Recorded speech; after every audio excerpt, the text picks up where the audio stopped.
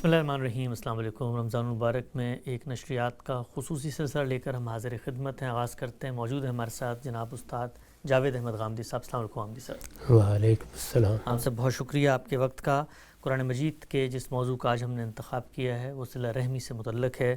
قرآن مجید کی سورہ رعد میں ارشاد فرمایا گیا ہے، اور جو اس چیز کو جوڑتے ہیں جسے اللہ نے جوڑنے کا حکم دیا ہے، اور اپنے رب سے ڈرتے ہیں اور برے حساب کا اندیشہ رکھتے ہیں، اور جو اپنے رب کی رضا طلبی میں ثابت قدم رہے اور نماز کا اہتمام کیا، اور جو کچھ ہم نے انہیں عطا فرمایا اس میں سے کھلے اور چھپے خرچ کیا، اور جو برائی کو بھلائی سے دفع کرتے ہیں، اگلے گھر کا انجام انہی کے لیے ہے۔ اس کی تفسیر میں غامدی صاحب اپنی تفسیر البیان میں لکھتے ہیں، یہ رشتہ رحم کی تعبیر ہے۔ قرآن نے یہ اسلوب جہاں بھی اختیار کیا ہے، موقع کلام کی دلالت سے واضح ہے کہ رشتہ رحم و قرابت کے لیے اختیار کیا ہے۔ اس میں جو ابہام ہے اس سے رشتہ رحم کی عظمت واضح ہوتی ہے۔ گویا یہ ایسی معروف اور بدیہی حقیقت ہے کہ اس کا نام لیے بغیر ہی ہر شخص سمجھ لیتا ہے کہ وہ کیا چیز ہے جسے خدا کاٹنے کا نہیں بلکہ جوڑنے کا حکم دیتا ہے۔ ہم صاحب، قرآن مجید میں جا بجا یہ بات زیر بحث آتی ہے کہ اللہ تعالیٰ کا حق ہے، آپ نے اللہ کا حق ادا کرنا ہے عبادات کی صورت میں۔ اللہ نے شریعت کے معاملات میں فیصلہ کر دیا ہے، مسلمانوں پر لازم ہے کہ وہ اس کی تعمیل کریں، اس کی پیروی کریں، لیکن اللہ کے حقوق کے ساتھ ساتھ کچھ بندوں کے حقوق ہیں جو اللہ ہی نے مقرر کر دیے ہیں۔ بندوں کے حقوق میں اگر کوئی ڈنڈی مارتا ہے، بندوں کے ساتھ ظلم، بربریت اور اسی طریقے سے جبر کا معاملہ کرتا ہے، تو اللہ کے حقوق ادا کرنے کے باوجود وہ اللہ کی بارگاہ میں سرخرو نہیں ہو سکتا۔ بار بار قرآن مجید میں یہ کہا گیا ہے کہ صلہ رحمی کرو۔ اللہ تعالیٰ نے جو رشتے بنا دیے ہیں جس میں تم جیتے ہو، خاندان کا ادارہ ہے، اسی طریقے سے معاشرت ہے پوری کی پوری، اس میں ہم زندگی بسر کرتے ہیں، جس کا جو حق ہے وہ ادا کرنا ہے اور صلہ رحمی کے ساتھ کرنا ہے۔ اللہ تعالیٰ یہاں پر یہ بیان کر رہے ہیں کہ اگر جوڑنے کا حکم دیا ہے اور تم توڑنے پر آمادہ ہو گئے ہو تو پھر قیامت کے دن تمہارا انجام بہت برا ہوگا۔ ہم سب مسلمانوں کے معاشرے میں اگر نظر دوڑائیں تو ہر طرف یہ جو خاندانی سطح پر رشتہ داروں کے ساتھ معاملات ہیں، کوئی فرق، کوئی امتیاز نظر نہیں آتا۔ چھوٹی چھوٹی باتوں پہ بچپن میں دادا نے کسی کے رشتے کی بات کر دی تھی، بڑے ہو کے آپ نے نہیں دیا، پوری زندگی کا قطع تعلق ہے، کوئی رابطہ نہیں ہے، کوئی بات چیت نہیں ہے، غیبت بھی ہو رہی ہے، گروپ بندی بھی ہوئی ہوئی ہے خاندان میں، رشتہ داروں میں۔ اس کا حل کیا ہے؟ مسلمان کیسے اپنے آپ کو اس جگہ پر لے جائیں کہ اللہ کی اس ہدایت پر عمل پیرا ہونا، وہ اس کو اپنے ایمان کا تقاضا سمجھے؟ اس کے لیے ضروری ہے کہ انسان کو دو سطحوں پر مخاطب کیا جائے۔ ایک اس کے اپنے علم و فکر کی سطح ہے، رشتے کیوں بنائے، انسان کے لیے اتنا اہتمام کیوں کیا گیا ہے کہ وہ ایک ماں باپ کی آغوش میں ڈالا جائے، پھر اس سے تعلقات پیدا ہوں، ماں باپ سے آگے بہن بھائی کے رشتے، بہن بھائیوں کی اولاد کے آپس کے رشتے، اس کے بعد خود والدین کے حوالے سے پیدا ہونے والے رشتے، یہ ماموں ہے، یہ پھوپھی ہے، یہ چچا ہے، یہ خالہ ہے، یہ سارا اہتمام کیوں کیا ہے؟ اس لیے کہ انسان کی شعوری ساخت اس طرح کی ہے کہ وہ ایک معاشرت میں جیتا ہے، اس معاشرت سے الگ کر کے اگر اس کو کہیں رکھ دیں تو وہ تنہائی کے مرض میں مبتلا ہو جاتا ہے۔ اسی وجہ سے بارہا سنا ہوگا کہ لوگوں کے بارے میں یہ بیان کیا جاتا ہے کہ انہیں تنہائی میں رہنے کی قید کی سزا دے دی۔ تو قید تنہائی آخر ایسی غیر معمولی سزا کیوں بن جاتی؟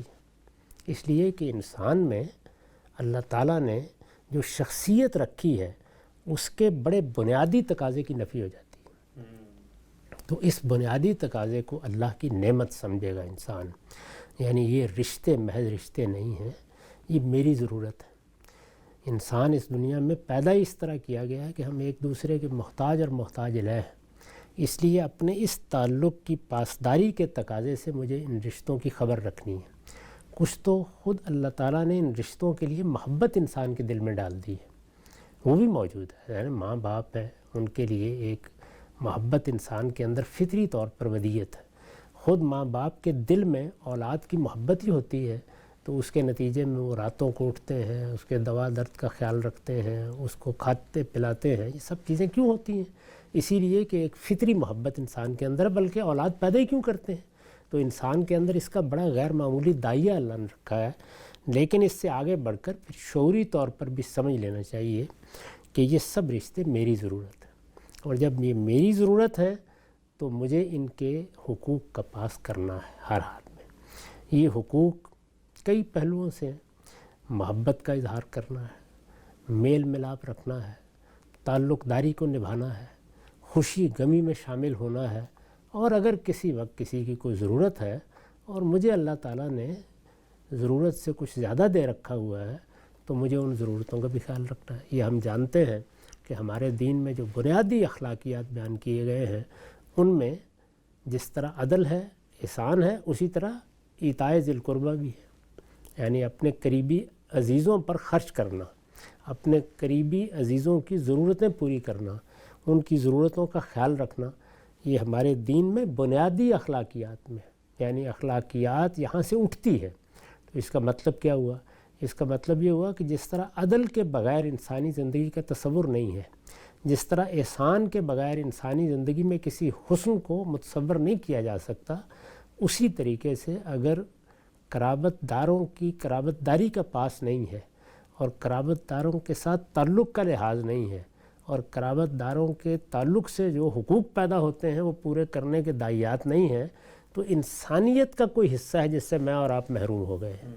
تو ایک تو اس کا یہ پہلو ہے۔ دوسرے یہ کہ اس کائنات کے پروردگار نے جب پیغمبروں کے ذریعے سے انسان کو دین دیا ہے تو اس میں جگہ جگہ اس کی یاد دہانی کرائی ہے، جس طرح کہ اس آیت میں بھی جس طرح آپ نے دیکھا کہ یہ بیان کیے بغیر کہ کیا جوڑنا ہے اور کیا کاٹنا ہے، جوڑنے کا ذکر کیا گیا ہے، تو گویا یہ اتنی بدیہی بات ہے، ایسی واضح چیز ہے کہ اگر صرف یہ کہا جائے کہ اس کو جوڑو جسے جوڑنے کے لیے اللہ نے کہا ہے، تو اس کا مطلب ہی یہ ہے کہ صلہ رحمی کرو، یعنی اپنے قریبی رشتہ داروں کے حقوق کو ادا کرو۔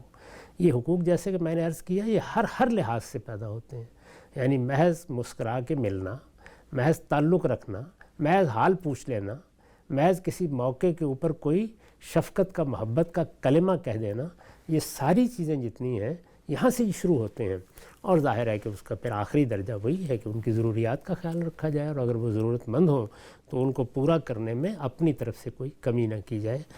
اس وجہ سے جب آپ اپنے علم اور شعور کی سطح پر بھی اس چیز کو محسوس کر لیتے ہیں، اور یہ بھی معلوم ہو جاتا ہے کہ اللہ کے احکام میں بھی یہ بہت بڑی چیز ہے، یعنی رحمی رشتوں کی پاسداری اللہ تعالیٰ کے ہاں بہت بڑی چیز ہے، اور قطع رحمی یعنی صلہ رحمی سے گریز کر جانا، صلہ رحمی کا حق ادا نہ کرنا جس کو قطع رحمی کہیں گے، یہ بہت بڑا جرم، بہت بڑا گناہ ہے، بلکہ اس کی بعض صورتیں تو وہ ہیں کہ جو کبیرہ گناہ بن جاتی ہیں، جیسے والدین کے معاملے میں اگر حقوق کا یا نافرمانی کا یا ان کے حقوق تلف کرنے کا یا ان کے خلاف کوئی اقدام کرنے کا طریقہ اختیار کر لیا جائے تو یہ بعض اوقات بہت بڑا جرم بن جاتا ہے۔ تو اللہ تعالیٰ سے پناہ مانگنی چاہیے کہ انسان اس طرح کے جرائم کے ساتھ اس کی بارگاہ میں حاضر ہو۔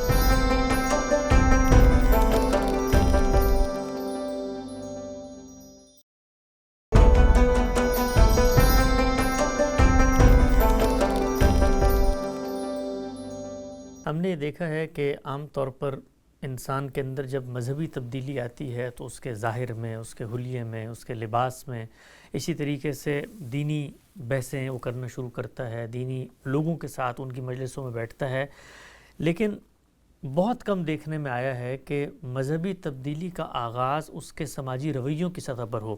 اس کی کیا وجہ ہے؟ ہمارے ہاں ہم نے خود یہ دیکھا، خود ہم ایک معاشرت میں پیدا ہوئے کہ مذہبی تبدیلی جب آتی ہے تو سب سے پہلے اس کا اظہار حلیے میں ہوتا ہے، لباس میں ہوتا ہے، گفتگو میں ہوتا ہے۔ آپ دیکھتے ہیں مذہبی لوگ جب لوگ دین کی طرف آتے ہیں تو ان کے اٹھنے بیٹھنے میں لگتا ہے مذہبیت جھلک رہی ہے، لیکن کبھی یہ دیکھنے میں نہیں آیا، بہت کم ہوتا ہے ایسے ہمارے معاشرے میں خاص کر، کہ رشتہ دار کسی بچے کے بارے میں کہیں کہ جی وہ بڑا دیندار ہو گیا اس لیے کہ وہ اچھے طریقے سے بات کرتا ہے۔ ہمیشہ یہ ہوتا ہے کہ جی وہ بڑا دیندار ہو گیا ہے کہ اس نے اب سفید امامہ پہننا شروع کر دیا ہے اور وہ مسجد میں ہر وقت بیٹھا ہوتا ہے۔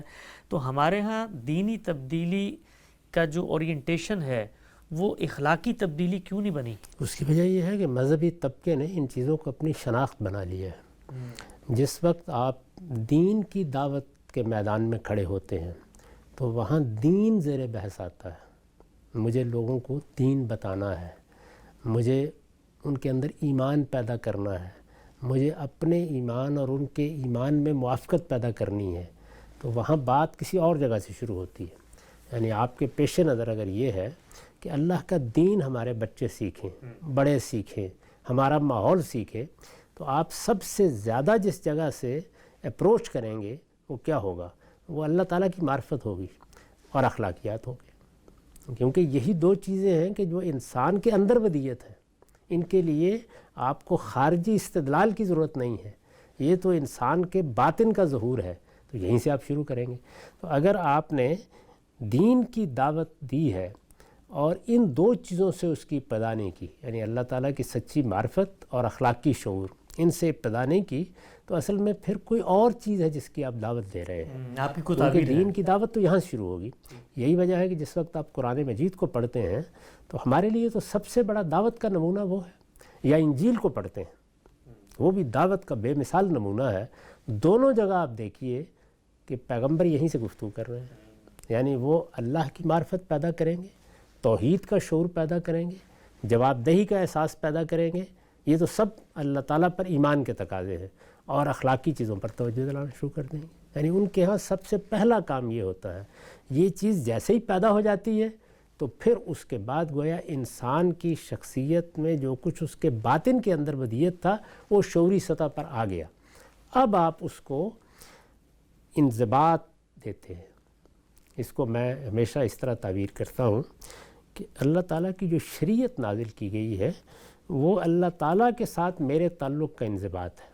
میں چونکہ انسان کی حیثیت سے سہل کوش ہوں، غفلت میں مبتلا ہو جاتا ہوں، بعض اوقات چیزوں کے حدود کا صحیح احساس نہیں کر پاتا.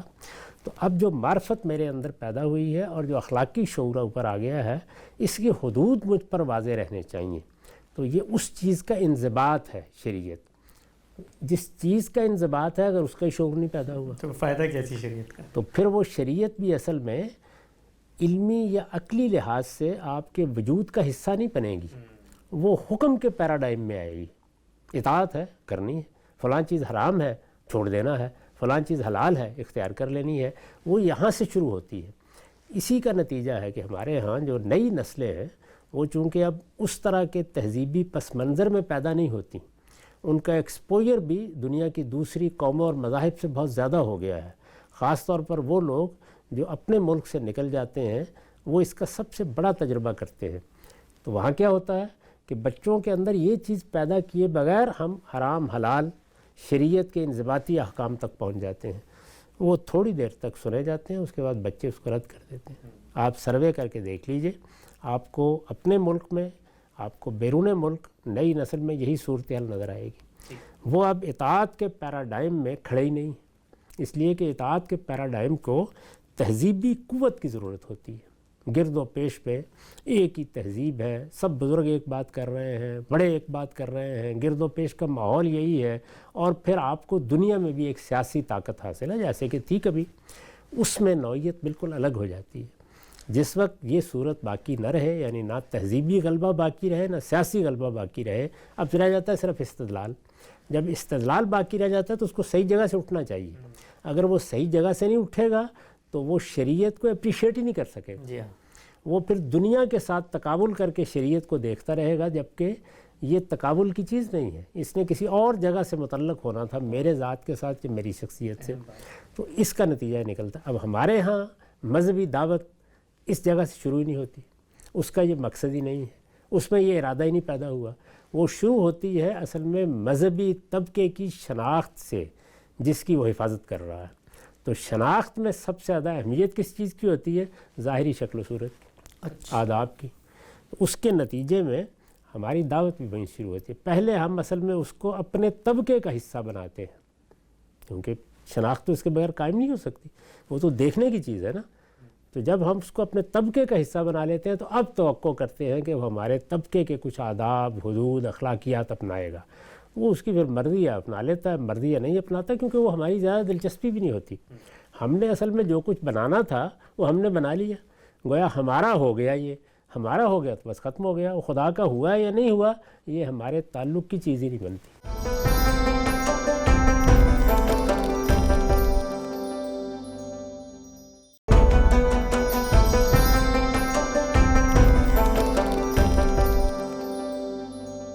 امام صاحب مسلمانوں کے معاشرے میں اگر نظر دوڑائیں تو ہر طرف یہ جو خاندانی سطح پر رشتہ داروں کے ساتھ معاملات ہیں، کوئی فرق، کوئی امتیاز نظر نہیں آتا. چھوٹی چھوٹی باتوں پہ بچپن میں دادا نے کسی کے رشتے کی بات کر دی تھی، بڑے ہو کے آپ نے نہیں دیا، پوری زندگی کا قطع تعلق ہے، کوئی رابطہ نہیں ہے، کوئی بات چیت نہیں ہے، غیبت بھی ہو رہی ہے، گروپ بندی بھی ہوئی ہے خاندان میں، رشتہ داروں میں. اس کا حل کیا ہے؟ مسلمان کیسے اپنے آپ کو اس جگہ پر لے جائیں کہ اللہ کی اس ہدایت پر عمل پیرا ہونا وہ اس کو اپنے ایمان کا تقاضا سمجھے؟ اس کے لیے ضروری ہے کہ انسان کو دو سطحوں پر مخاطب کیا جائے. ایک اس کے اپنے علم و فکر کی سطح ہے. رشتے کیوں بنائے؟ انسان کے لیے اتنا اہتمام کیوں کیا گیا ہے کہ وہ ایک ماں باپ کی آغوش میں ڈالا جائے، پھر اس سے تعلقات پیدا ہوں، ماں باپ سے آگے بہن بھائی کے رشتے، بہن بھائیوں کی اولاد کے آپس کے رشتے، اس کے بعد خود والدین کے حوالے سے پیدا ہونے والے رشتے، یہ ماموں ہے، یہ پھوپھی ہے، یہ چچا ہے، یہ خالہ ہے. یہ سارا اہتمام کیوں کیا ہے؟ اس لیے کہ انسان کی شعوری ساخت اس طرح کی ہے کہ وہ ایک معاشرت میں جیتا ہے. اس معاشرت سے الگ کر کے اگر اس کو کہیں رکھ دیں تو وہ تنہائی کے مرض میں مبتلا ہو جاتا ہے.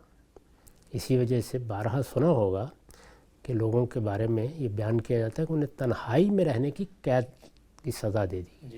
تو قید تنہائی آخر ایسی غیر معمولی سزا کیوں بن جاتی؟ اس لیے کہ انسان میں اللہ تعالیٰ نے جو شخصیت رکھی ہے اس کے بڑے بنیادی تقاضے کی نفی ہو جاتی ہے. تو اس بنیادی تقاضے کو اللہ کی نعمت سمجھے گا انسان. یعنی یہ رشتے محض رشتے نہیں ہیں، یہ میری ضرورت ہے. انسان اس دنیا میں پیدا اس طرح کیا گیا ہے کہ ہم ایک دوسرے کے محتاج اور محتاج الہ ہیں. اس لیے اپنے اس تعلق کی پاسداری کے تقاضے سے مجھے ان رشتوں کی خبر رکھنی ہے. کچھ تو خود اللہ تعالیٰ نے ان رشتوں کے لیے محبت انسان کے دل میں ڈال دی ہے، وہ بھی موجود ہے. یعنی ماں باپ ہے، ان کے لیے ایک محبت انسان کے اندر فطری طور پر ودیت ہے.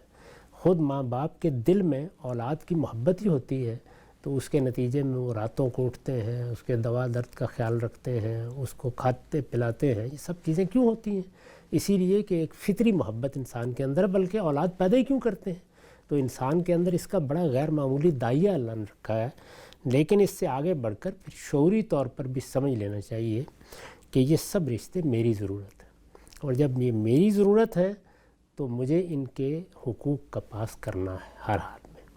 یہ حقوق کئی پہلوؤں سے محبت کا اظہار کرنا ہے، میل ملاپ رکھنا ہے، تعلق داری کو نبھانا ہے، خوشی غمی میں شامل ہونا ہے، اور اگر کسی وقت کسی کی کوئی ضرورت ہے اور مجھے اللہ تعالیٰ نے ضرورت سے کچھ زیادہ دے رکھا ہوا ہے تو مجھے ان ضرورتوں کا بھی خیال رکھنا ہے. یہ ہم جانتے ہیں کہ ہمارے دین میں جو بنیادی اخلاقیات بیان کیے گئے ہیں ان میں جس طرح عدل ہے، احسان ہے، اسی طرح ایتائے ذی القربہ بھی ہے. یعنی اپنے قریبی عزیزوں پر خرچ کرنا، اپنے قریبی عزیزوں کی ضرورتیں پوری کرنا، ان کی ضرورتوں کا خیال رکھنا، یہ ہمارے دین میں بنیادی اخلاقیات میں. یعنی اخلاقیات یہاں سے اٹھتی ہے. تو اس کا مطلب کیا ہوا؟ اس کا مطلب یہ ہوا کہ جس طرح عدل کے بغیر انسانی زندگی کا تصور نہیں ہے، جس طرح احسان کے بغیر انسانی زندگی میں کسی حسن کو متصور نہیں کیا جا سکتا، اسی طریقے سے اگر قرابت داروں کی قرابت داری کا پاس نہیں ہے، اور قرابت داروں کے ساتھ تعلق کا لحاظ نہیں ہے، اور قرابت داروں کے تعلق سے جو حقوق پیدا ہوتے ہیں وہ پورے کرنے کے دائیات نہیں ہیں، تو انسانیت کا کوئی حصہ ہے جس سے میں اور آپ محروم ہو گئے ہیں. تو ایک تو اس کا یہ پہلو ہے. دوسرے یہ کہ اس کائنات کے پروردگار نے جب پیغمبروں کے ذریعے سے انسان کو دین دیا ہے تو اس میں جگہ جگہ اس کی یاد دہانی کرائی ہے. جس طرح کہ اس آیت میں بھی جس طرح آپ نے دیکھا کہ یہ بیان کیے بغیر کہ کیا جوڑنا ہے اور کیا کاٹنا ہے، جوڑنے کا ذکر کیا گیا ہے.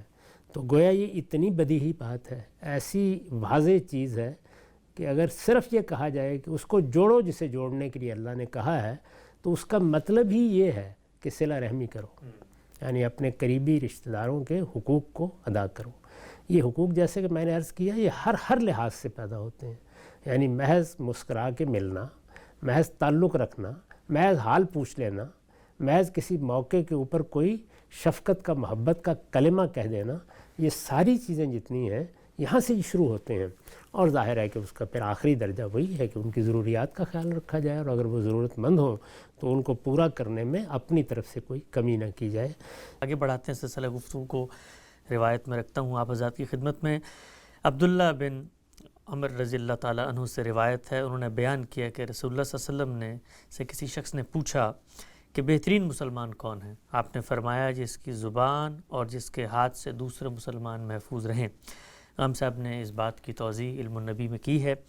وہ لکھتے ہیں یعنی نہ وہ کسی کی حق تلفی کرے اور نہ کسی کے جان و مال اور آبرو کے خلاف زیادتی کا مرتکب ہو. یہ دونوں چیزیں قرآن نے پوری صراحت کے ساتھ حرام قرار دی ہیں، چنانچہ کسی سچے مسلمان سے توقع نہیں ہو سکتی کہ وہ ان جرائم کا ارتکاب کرے اور اپنے کسی بھائی سے بدظن ہوگا یا اس کی چغلی کھائے یا غیبت کرے گا یا اس کا مال ہتھیانے اور اس کے جسم و جان کو کوئی نقصان پہنچانے کے درپے ہوگا. روایت ہم زیر بحث لے کر آئے. آخر میں ایک سوال ہم صاحب کی خدمت میں رکھ دیتے ہیں. ہم صاحب یہ سوال ہم سے پوچھا گیا ہے کہ ادب کے بہت سارے اسالیب ہیں جن میں اللہ تعالیٰ کے ساتھ بسا اوقات بے تکلف گفتگو کی جاتی ہے، کبھی کبھی طنز تعریض بھی ہوتا ہے، کبھی کبھی مزاح کا پہلو بھی زیر بحث آ جاتا ہے، کبھی شکوہ جواب شکوہ بھی ہوتا ہے.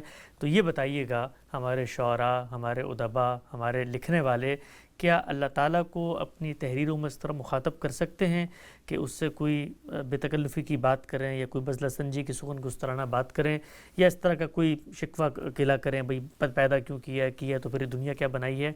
پورے دین کا جو مجموعی مزاج ہے، اللہ تعالیٰ کی جو شخصیت کے ساتھ ہمارا برتنے والا رویہ ہے، وہ کیا ہونا چاہیے؟ دین کیا کہتا ہے؟ ابدیت کے صحیح احساس کے ساتھ اللہ تعالیٰ کا ذکر ہونا چاہیے، اللہ تعالیٰ کے بارے میں بات ہونی چاہیے. میں بندہ ہوں، میں اپنے آقا کے سامنے کھڑا ہوں، وہ کائنات کا مالک ہے، میرا پروردگار ہے، بادشاہ عالم ہے، میرا معبود ہے. اس کے مقابل میں تو تسبیح ہوگی، تحمید ہوگی، اس کے اوصاف بیان ہوں گے، اس کی پاکی بیان کی جائے گی، اس سے مناجات کی جائے گی، دعا کی جائے گی.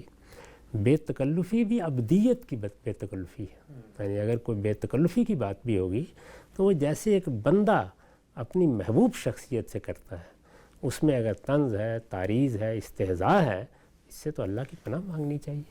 ہمارے ہاں عام طور پر اس کا خیال نہیں رکھا جاتا. نبی صلی اللہ علیہ وسلم کے بارے میں یا پیغمبروں کے بارے میں یا بعض بزرگوں کے بارے میں تو لوگ بہت حساس ہوتے ہیں، لیکن وہ اللہ تعالیٰ کے بارے میں حساس نہیں ہوتے. اس معاملے میں ہر شخص کو متنبہ ہونا چاہیے. سب سے بڑی ہستی اللہ کی ہستی، سب سے بڑا تعلق اللہ سے تعلق ہے، وہ ہمارا آقا اور بادشاہ ہے. تو ابدیت کا تعلق ہے، میں ایک بندہ ہوں. بندہ بعض اوقات جیسے بچے بعض اوقات باپ کے ساتھ بھی کوئی بے تکلفی کی محبت کی بات کر لیتے ہیں، وہ بات اپنے اندر حسن رکھتی ہے، یعنی اس میں محبت کا ظہور ہو رہا ہوتا ہے اور بندگی کا ظہور ہو رہا ہوتا ہے. تو اس طرح کی بے تکلفی تو ٹھیک. مثلا شکوہ جواب شکوہ میں علامہ اقبال نے جو اسلوب اختیار کیا وہ بالکل وہی ہے، جو ایک عبد کا اسلوب ہے، بندہ ہے، خدا کی بارگاہ میں کھڑا ہوا اپنی عرضداشت پیش کر رہا ہے.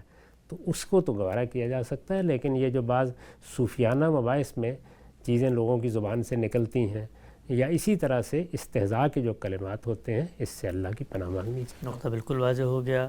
نشریات کا سلسلہ جاری ہے. آج وقت یہاں پہ ختم ہوتا ہے، کل دوبارہ حاضر خدمت ہوں گے. اب تک آپ کا بہت شکریہ.